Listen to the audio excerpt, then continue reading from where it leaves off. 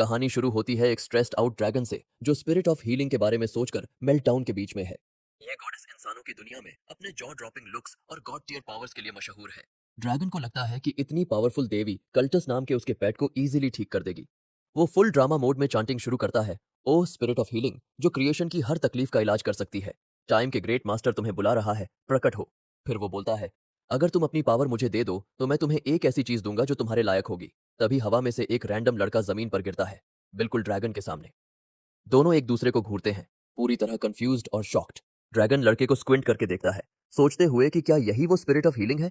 Rumours में तो उसकी तारीफ ऐसी थी जैसे वो कोई एब्सोल्यूट स्टनर हो, और सामने खड़ा है ये कंफ्यूज्ड सा लड़का। फिर ड्रैगन सोचता है, चलो छोड़ो, इंसानों की ब्यूटी स्टैंडर्ड्स वियर्ड होते हैं। वो लड़के से कहता है कि अपनी पावर दे दे, क्योंकि दिखावे से ज्यादा जरूरी है स्किल। उधर लड़का, जिसका नाम है किम ओजिन, उम्र 32, जमीन पर कंबल ओढ़े ऐसे पड़ा है जैसे किसी स्लीप ओवर में आया हो। धीरे धीरे उसे समझ आता है कि शायद उसकी मौत हो चुकी है। वो एक वेट है जिसने 2 साल प्री वेट और 4 साल वेट स्कूल में निकाल दिए। फिर 3 साल एक लो पेइंग क्लिनिक में काम किया जहां वो अनोइंग पेट ओनर से जूझता रहा। आखिरकार उसने वो जॉब छोड़ दी और खुद का क्लिनिक खोला, किम ओजिन्स पेट क्लिनिक। लेकिन किस्मत ने उसको धो दिया। नो कस्टमर्स, बिल्स का जाल, और एक दिन वो अचानक मर गया, शायद हार्ट अटैक से कम सोते हुए मरा, इस बात की तसल्ली है। अब जब वो उठता है और सामने एक मैसिव ड्रैगन को घूरते देखता है तो पैनिक में आ जाता है।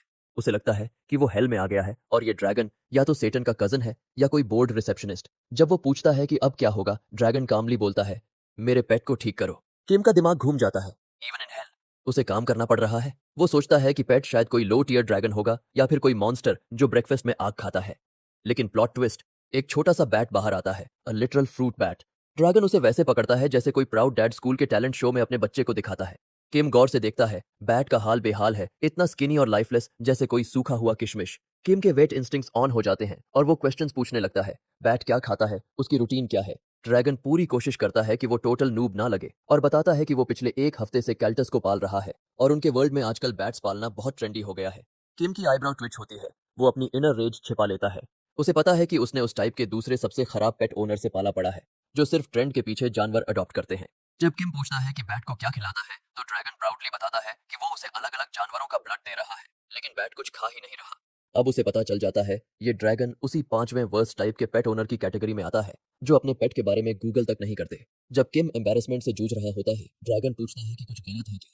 किम एक्सप्लोड कर जाता है, चिल्लाता है कि ये फ्रूट बैट है, ये जूस पीता है, ब्लड नहीं।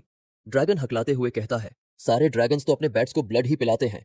किम फिर से चिल्लाता है, स्पीसीज मैटर करते हैं भाई। ड्रैगन ऑकवर्ड फील करता है और सॉफ्टली एडमिट करता है कि ये उसका फर्स्ट टाइम है पेट पालने का।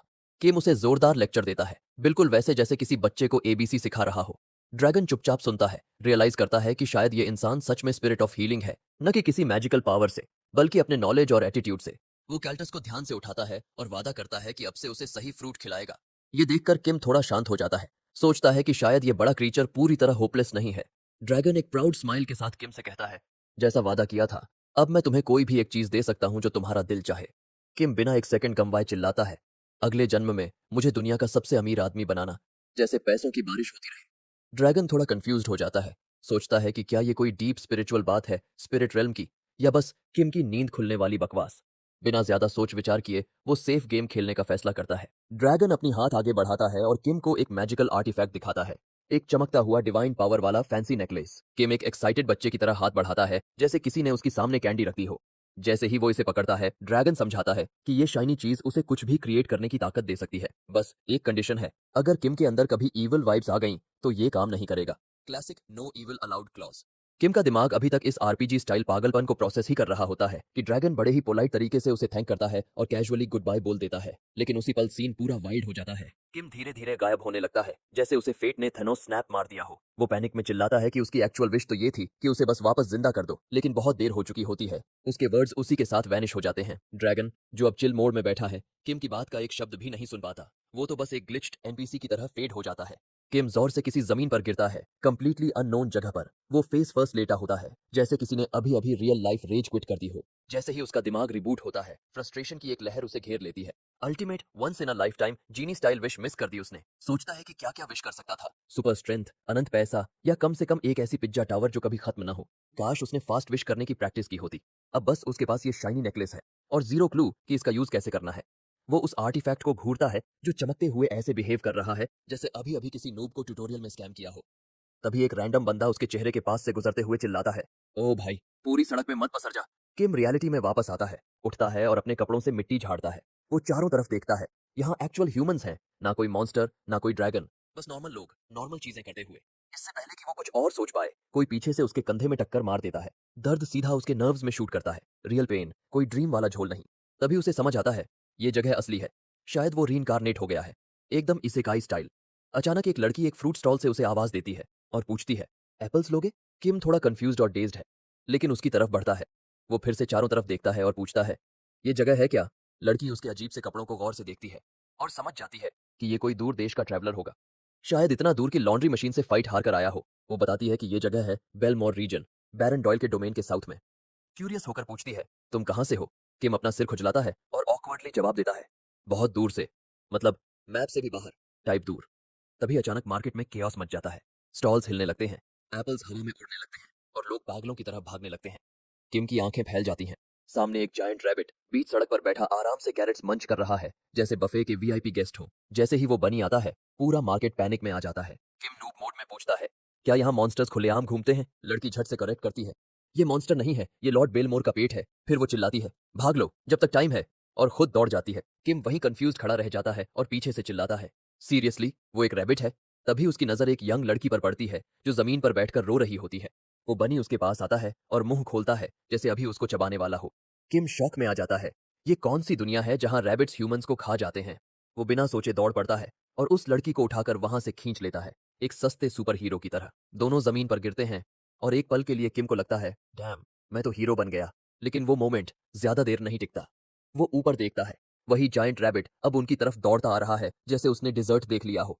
किम की जान सूख जाती है, बचाने के चक्कर में खुद मेन्यू में आ गया। वो आंखें बंद करता है और उस ड्रैगन को कोसने लगता है जिसने उसे ये मेस में डाला। उसके मन में आता है, अगर इतने बड़े जानवर पब्लिक में लाने हैं तो कम से कम लीश तो डालो यार। और तभी एक ग्लोविंग लीश रैबिट की गर्दन पर अपीयर हो जाती है और उसका दूसरा सिरा किम के हाथ में। वो आंखें खोलकर डिसबिलीफ में लीश को देखता है, जैसे यूनिवर्स ने उसे ट्रोल कर दिया हो। मार्केट में छुपे हुए लोग ये देख फ्रीज हो जाते हैं। ये बंदा कोई हाई लेवल विजर्ड है क्या, जिसने एक ही मूव में बीस्ट को कंट्रोल कर लिया? किम अब भी उस लीश को ऐसे घूर रहा होता है जैसे किसी नाइटमेयर से निकली हुई मैजिकल चीज हो।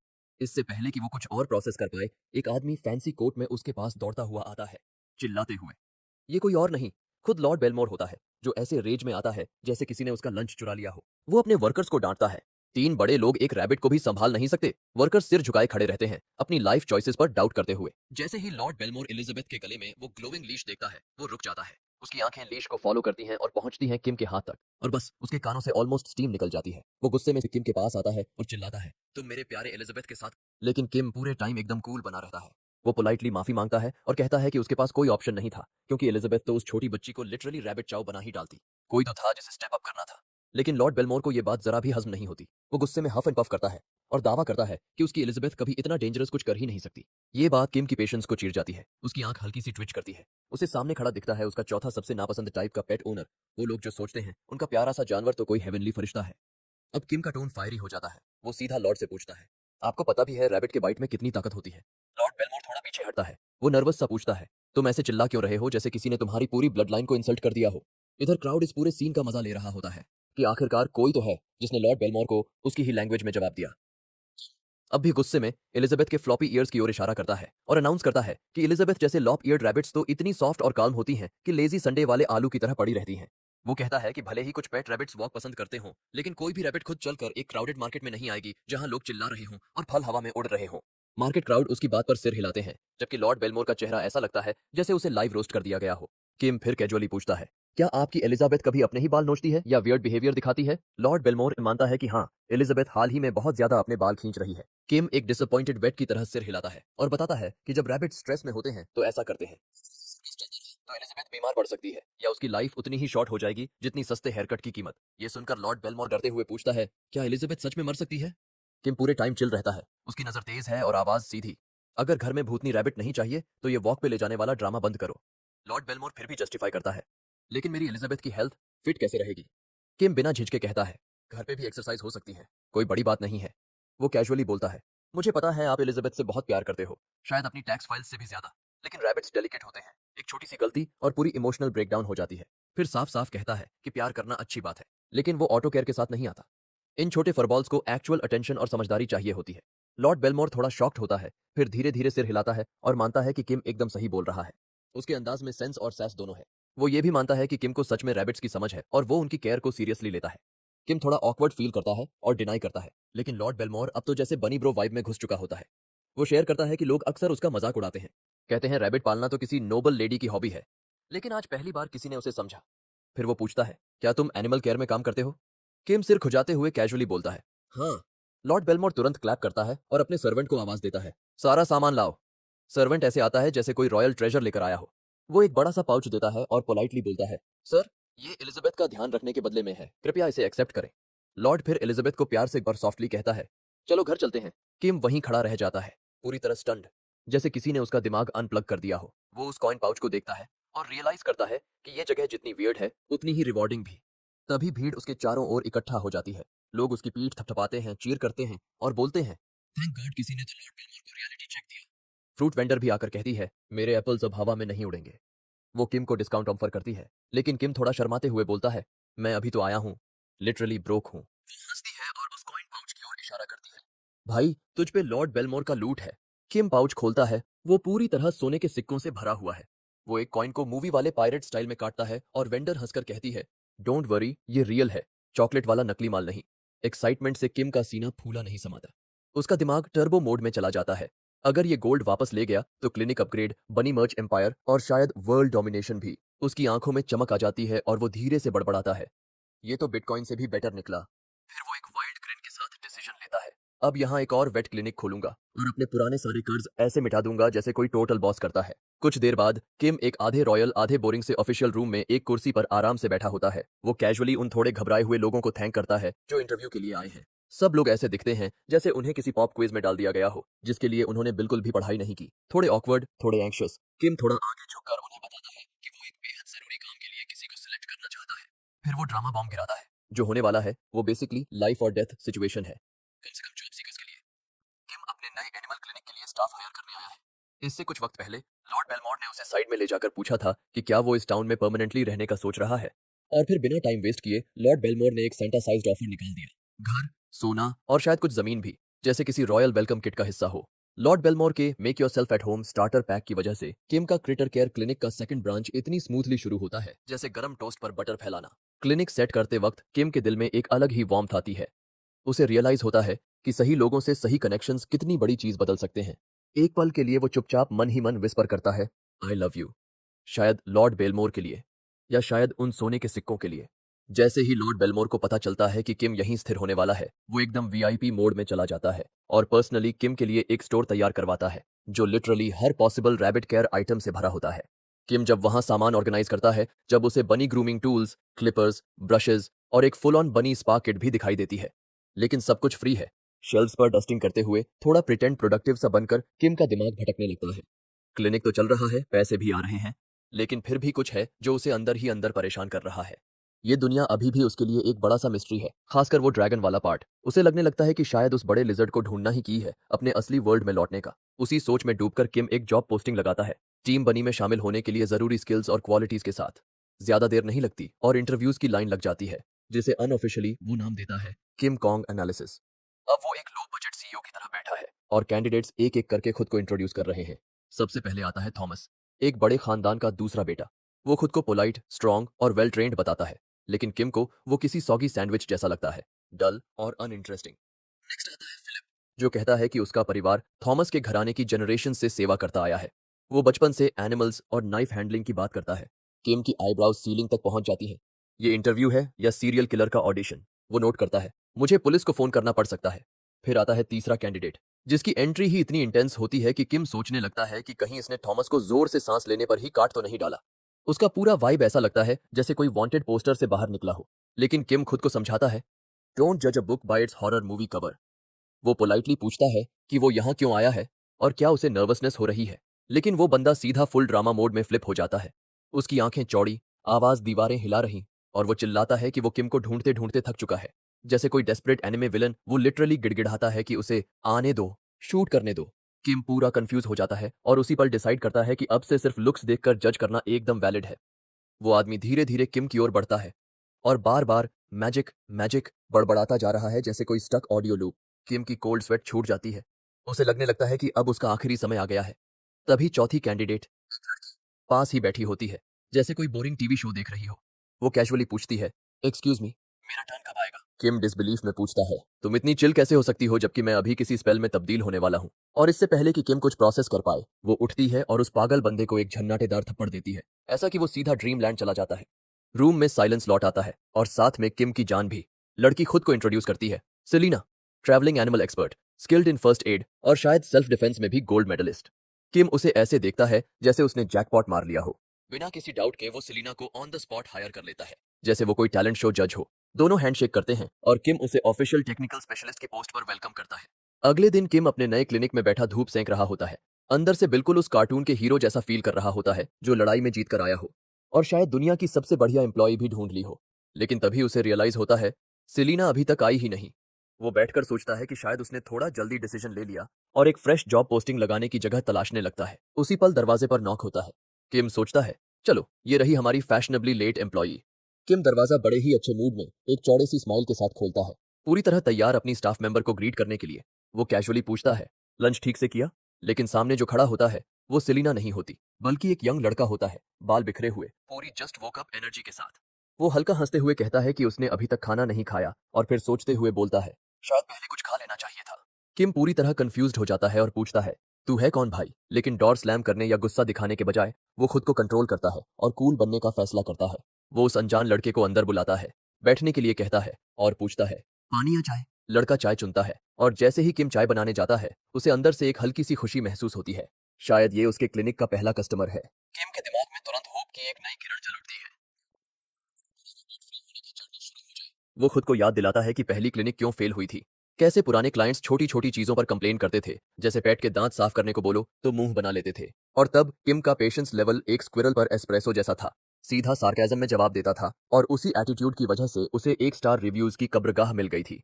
वो रिव्यूज ऐसे लगे थे जैसे किसी ने फ्राइंग पैन से सीधा मुंह पे मारा हो।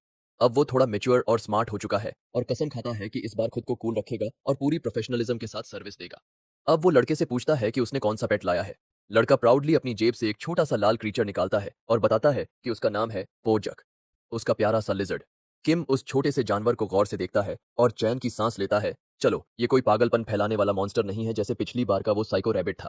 लेकिन फिर उसकी नजर जाती है कि ये लिजर्ड केज में नहीं बल्कि लड़के की पॉकेट में चिल कर रहा है। किम थोड़ा काल्मली पूछता है, क्या इसका केज टूट गया है या कुछ? लेकिन लड़का बस मुस्कुराता है और कहता है, नहीं, बस पॉकेट में ज्यादा क्यूट लगता है। और उसे पास रखकर अच्छा फील होता है, कोजी वाइब्स टाइप। किम को लगता है उसकी मेंटल स्टेबिलिटी धीरे धीरे क्लिफ से गिर रही है। उसकी आंख धड़कती है। वो 2 सेकंड दूर है एक जोरदार चिल्लाहट से, लेकिन समहाउ बेयरली वो खुद को संभाल लेता है। अपने दिमाग को मेल्टडाउन मोड में जाने से रोकते हुए किम हल्के काम अंदाज में उस लड़के से पूछता है कि उसने ये लिजर्ड क्यों लाया है, क्या ये बीमार है? लड़का बताता है कि पोजक असल में बीमार नहीं है, बस थोड़ा वीक है और ठंड के लिए सुपर सेंसिटिव, जैसे कोई डीवा हो जिसे कोल्ड लाटे मिल गया हो। किम सिर हिलाते हुए कहता है कि ये लिजर्ड्स के लिए नॉर्मल है, ये लोग ठंडी जगहों के लिए बने ही नहीं होते। लेकिन फिर लड़का थोड़ा घबराया हुआ बताता है कि जैसे ही उसने पी पोजक को उठाया उसकी टेल झट से गिर गई। किम थोड़ा क्रिंज करता है लेकिन कामली जवाब देता है कि टेल गिरना लिजर्ड्स में कॉमन होता है। वो जेंटल अंदाज में सलाह देता है कि अगली बार टेल से पकड़ने से बचे, जब तक वो और बॉडी पार्ट्स भी अलग नहीं करना चाहता। लड़का अब भी ऐसे मुस्कुरा रहा होता है जैसे कोई पेट फूड एड में हो और पूछता है, क्या किम बोजैक को थोड़ा हेल्थियर बना सकता है? तभी किम को एक पुराने आइस ड्रैगन क्लाइंट की याद आती है जिसके साथ भी कुछ ऐसा ही हुआ था। एक बार फिर उसे यकीन हो जाता है कि ज्यादातर केसेस में प्रॉब्लम पेट में नहीं इंसान में होती है। फिर भी किम डिसाइड्स करता है कि एक प्रॉपर चेकअप करना जरूरी है, क्योंकि उसे इस बंदे पर उतना ही ट्रस्ट है जितना वो किसी वाइल्ड फायरबॉल को पकड़ने पर करेगा। वो लड़के से पीपो जाक को देने के लिए कहता है। जैसे ही किम उस लिजर्ड की स्किन एग्जामिन करता है उसे कुछ ऑफ सा लगता है। कुछ सेकंड्स में वो डायग्नोज करता है डाइसेक्टाइसिस, एक ऐसी कंडीशन जिसमें शेडिंग प्रॉपरली नहीं होती। लड़का उस नाम को सुनकर ऐसे रिएक्ट करता है जैसे किम ने कोई नया सीरियल ब्रांड इन्वेंट कर दिया हो। वो वार्न करता है कि पोजक थोड़ा फायरी है, पहले स्ट्रीट्स पर रहता था इसलिए हैंडल करना थोड़ा ट्रिकी हो सकता है। और जैसे ही उसने कहा वैसे ही पोजक की आंखें प्रेशर कुकर जैसी चमकने लगती हैं। किम कुछ कह भी नहीं पाता कि अचानक वो लिजर्ड एक मैसिव फायरबॉल उसके ऊपर छोड़ देता है। किम का दिमाग शॉर्ट सर्किट कर जाता है, क्योंकि फायरबॉल के टाइम भी वो उस लिजर्ड को हाथ में पकड़े हुए है। वो बचने की कोशिश करता है लेकिन डिस्टेंस बहुत कम होता है। तभी सिलीना एकदम ड्रामेटिक एंट्री करती है, बीच में कूद जाती है और किम को पुश करके फायरबॉल से बचा लेती है। धुआं हटा है तो सेलिना उसे गुस्से से घूरती है और कहती है, तुम लिटरली फायर सलामेंडर से ग्रिल्ड होने वाले थे। फिर वो बड़बड़ाती है कि उसने पहले ही दिन अपने बॉस को खोने से बाल बाल बचाया। क्या वर्कप्लेस ड्रामा है भाई। किम अब दीवार से टकराया हुआ पड़ा है, दर्द में कराहता हुआ और अपनी लाइफ चॉइसेस पर डाउट करते हुए। वो धीरे से कहता है कि शायद फायरबॉल खाना ड्राई बॉल खाने से ज्यादा आसान होता। दर्द में भी वो पीपो जग को फिर से एग्जामिन करता है और नोट करता है कि डायरेक्ट कांटेक्ट करना बिल्कुल अवॉइड करना होगा, वरना 3rd डिग्री बर्न्स वाले हॉट पोटैटो बन जाओगे। सेलिना पूछती है कि क्या उनके पास कोई फायर प्रूफ सूट पड़ा है, जबकि लिजर्ड का मालिक अब भी उसे प्यार से देख रहा होता है, जैसे उसने अभी अभी किसी को डीप फ्राई नहीं किया हो। सेलिना पूछती है, तुम्हें यह सलामेंडर मिला कहाँ? लड़का बताता है कि उसे ये अपने घर के पास एक माउंटेन पर मिला और वो उससे इंस्टेंटली प्यार कर बैठा। सेलिना एक कोल्ड स्टेयर देती है और बताती है कि उस रीजन में सलामेंडर्स को वाइल्ड से पकड़ना इलीगल है। ये कोई रेगुलर पेट शॉप के दोस्त नहीं होते। अब लड़के का चेहरा फुल पैनिक मोड में चला जाता है। वो पूछता है, क्या मैं इसे रख सकता हूँ? मुझे इससे बहुत अटैचमेंट हो गया है। सेलिना साफ कहती है, नहीं, ये कानून के खिलाफ है। लेकिन वो थोड़ी राहत देने की कोशिश करती है। कहती है कि अथॉरिटीज से बोल देते हैं कि बस मेडिकल ट्रीटमेंट के लिए रख रहे हैं, फिर छोड़ देंगे। लेकिन लड़का कुछ और ही सोच रहा होता है। वो full on drama king mode में चला जाता है। आंखों में आंसू, वॉइस में डेस्परेशन और क्लिनिक से बाहर भाग जाता है, जैसे कोई रोमांटिक मूवी का फाइनल एस्केप सीन हो। किम वहीं खड़ा रह जाता है, पूरी तरह कंफ्यूज्ड और स्टन्ड। अबे ये क्या था वाली एक्सप्रेशन के साथ। सेलिना कंधे उचकाते हुए कैजुअली कहती है, शायद घर भाग गया होगा। लेकिन किम स्नैप करता है, तुम बस खड़ी रही जब वो बंदा जल्दी हुई छिपकली के साथ भाग गया और ट्रीटमेंट भी शुरू नहीं हुआ था।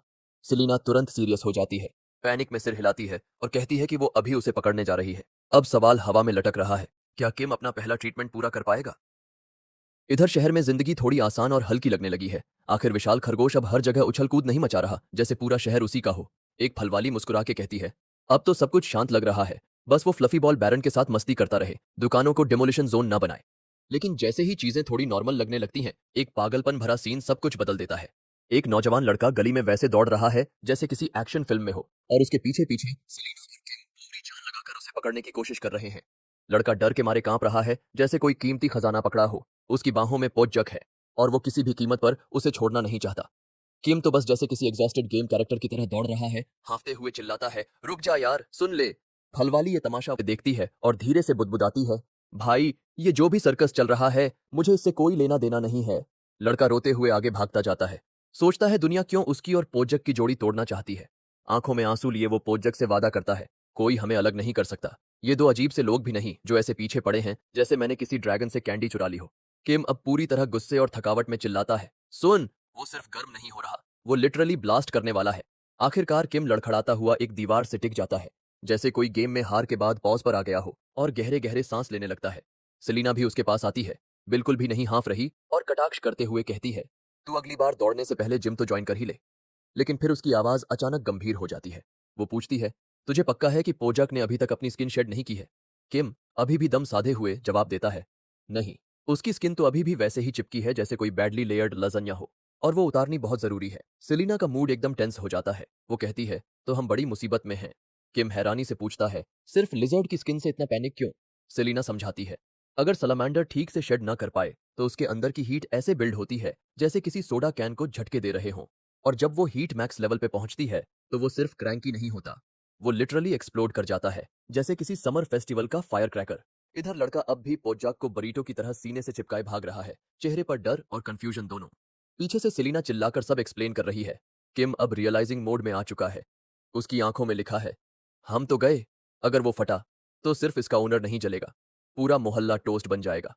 उसका चेहरा टेंशन और प्योर डिजास्टर वाइब से भरा है। वो कहता है, हमें सालामेंडर को अभी ढूंढना होगा, वरना लोकल डिजास्टर न्यूज में नाम आ जाएगा। उसी वक्त लड़का अपने घर पहुंचता है, दरवाजा जोर से बंद करके लॉक कर देता है, जैसे किसी रॉयल ट्रेजर की सिक्योरिटी कर रहा हो। उसे लगता है अब वो सेफ है। वो हंसते हुए पोजक से कहता है, अब हम सेफ हैं, कोई हमें अलग नहीं कर सकता।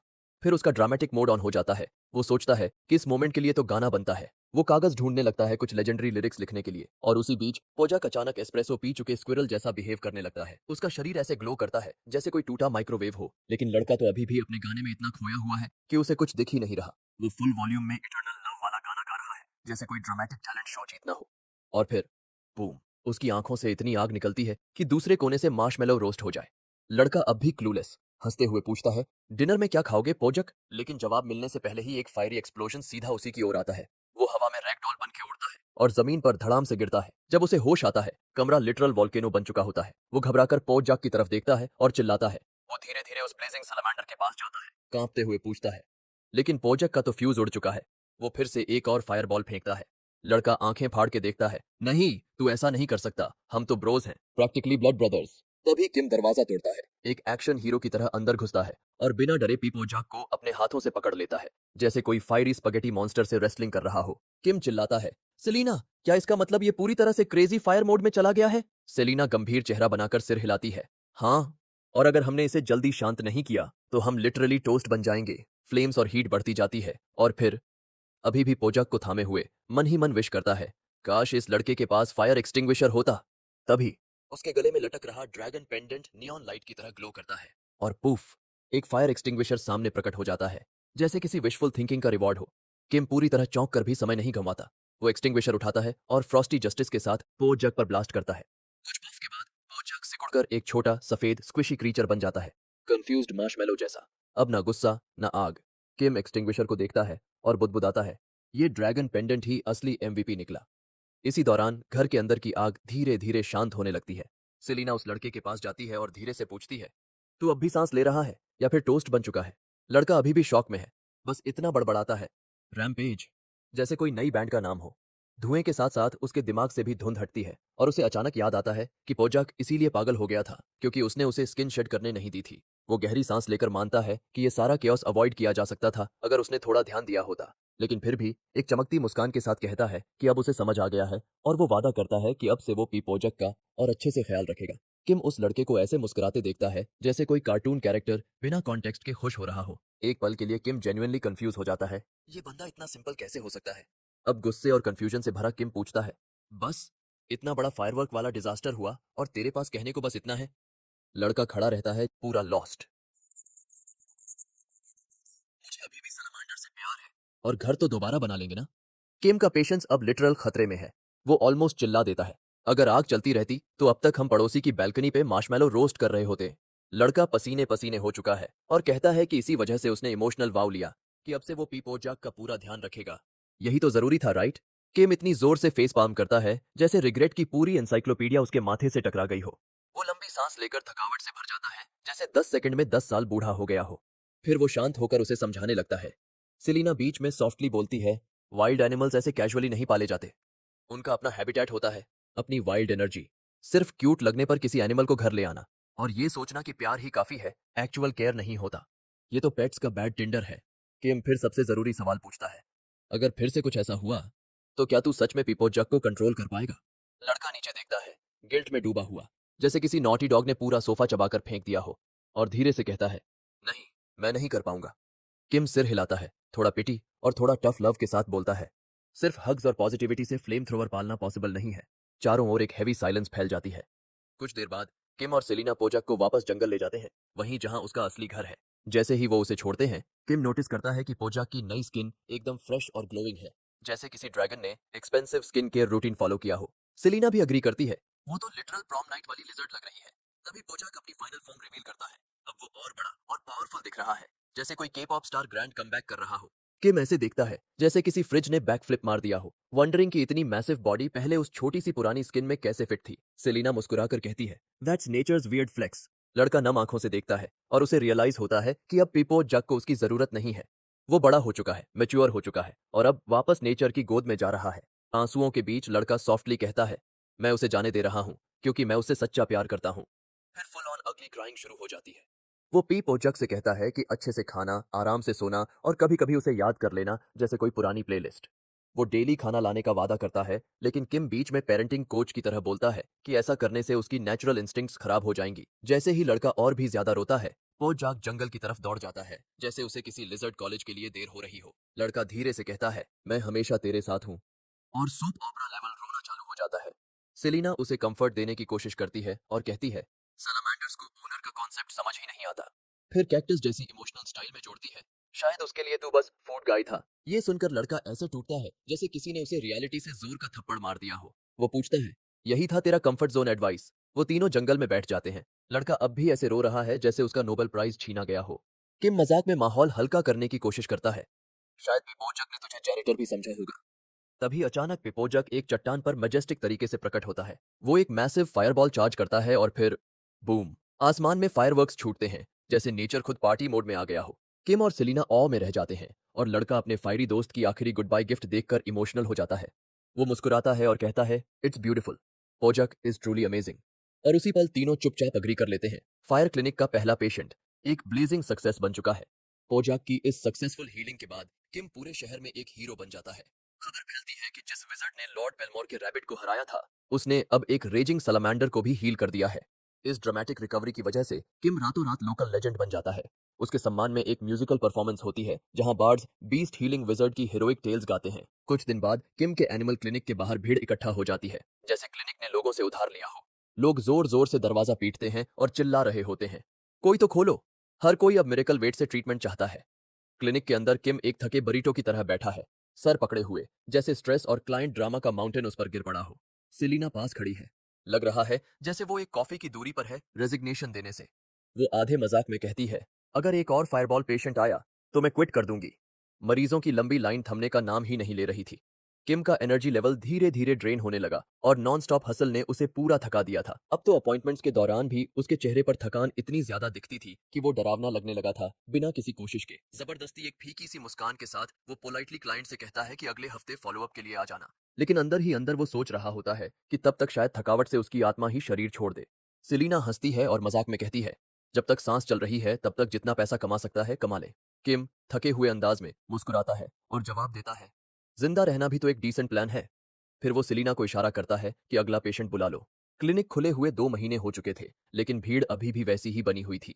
सब कुछ उस वायरल सॉन्ग की वजह से हुआ जो ओवरनाइट हिट बन गया था।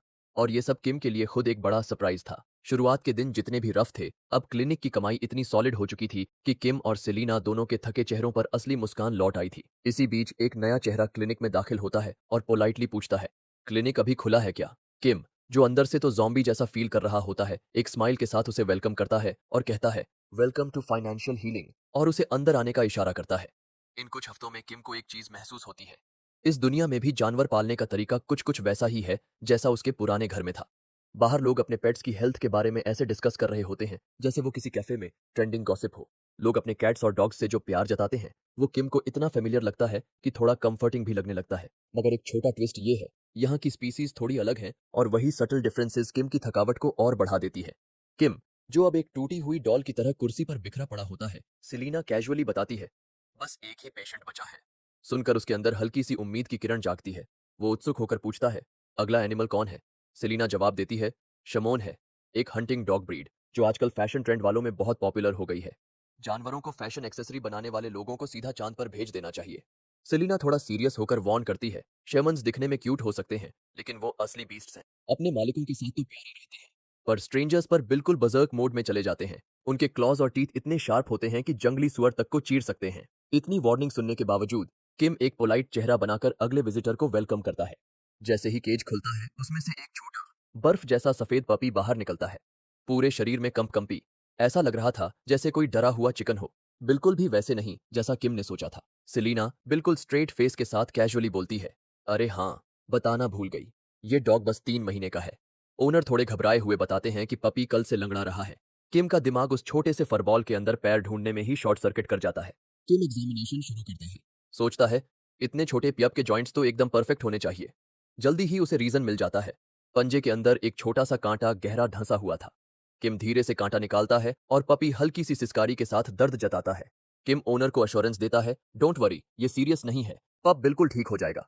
वो धीरे से पॉ को क्लीन और डिसइंफेक्ट करता है और जैसे ही दर्द खत्म होता है, छोटा पप खुश होकर टेबल पर जंप करने लगता है, जैसे कोई एनिमेटेड कॉटन बॉल एक्साइटमेंट में घूम रहे हो। इतना छोटा सा जानवर इतनी खुशी से उछलता हुआ देखकर किम का दिल भी सीक्रेटली पिघल जाता है। वो क्वाइटली मुस्कुराता है और देखता है कि सेलिना उसे साइलेंटली ऑब्जर्व कर रही है। ओनर रिलीफ के साथ क्लिनिक छोड़ देता है और किम फाइनली एक डीप साई के साथ प्राउडली कहता है, आज का काम तो खत्म हुआ।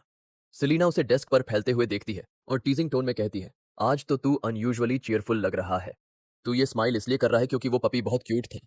किम थोड़ा सॉल्टी होकर कहता है, तू मेरी लाइफ में इतनी इंटरेस्टेड क्यों है?